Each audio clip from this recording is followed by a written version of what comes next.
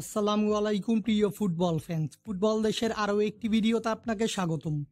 মার্কিন যুক্তরাষ্ট্রের মাটিতে চলছে ফিফা ক্লাব বিশ্বকাপের 21তম আসর, যেখানে ইতিমধ্যেই শেষ হয়েছে কোয়ার্টার ফাইনালের লড়াই। কোয়ার্টার ফাইনাল শেষে সর্বমোট 4টি দল কোয়ালিফাই করেছে চলতি ক্লাব বিশ্বকাপের সেমিফাইনালে, যেখানে রয়েছে চেলসি, রিয়াল মাদ্রিদ, ফ্লুমিনেন্স ও প্যারিস সেন্ট জার্মেইন।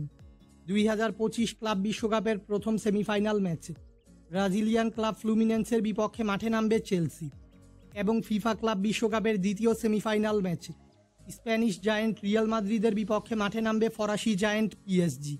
আজকের এই ভিডিওতে আলোচনা করব রিয়াল মাদ্রিদ বনাম পিএসজির সেমিফাইনাল ম্যাচটি কবে, কখন, কোথায় অনুষ্ঠিত হবে এবং মুখোমুখি পরিসংখ্যান ও লাইভ ইনফো নিয়ে।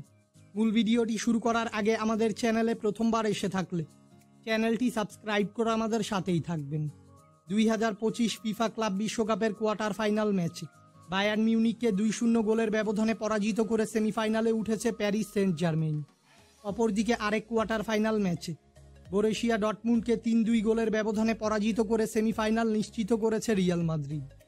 মূলত এই ম্যাচটির মধ্য দিয়ে নিজের সাবেক ক্লাবের বিপক্ষে মাঠে নামবেন ফরাসি তারকা কিলিয়ান এমবাপে।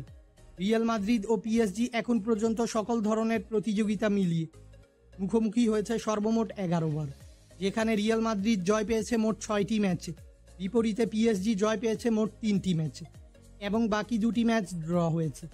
তাই মুখোমুখি পরিসংখ্যানে পিএসজির থেকে এগিয়ে রয়েছে রিয়াল মাদ্রিদ।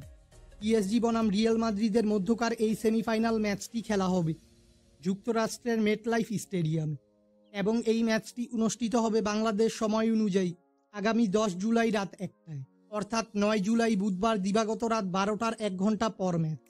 ভক্তদের পিএসজি ও রিয়াল মাদ্রিদের মধ্যকার এই হাই ভোল্টেজ ম্যাচটি দেখতে হলে ম্যাচটি চলাকালীন সময় ফেসবুকের সার্চ বারে এসে এই নির্দিষ্ট কিওয়ার্ডটি লিখে সার্চ করলেই ভক্তরা এই সেমিফাইনাল ম্যাচটি দেখতে পারবেন। ফুটবলের সকল নিউজ এবং আপডেটস পেতে আমাদের চ্যানেলটি সাবস্ক্রাইব করবেন এবং আমাদের সাথেই থাকবেন। ধন্যবাদ।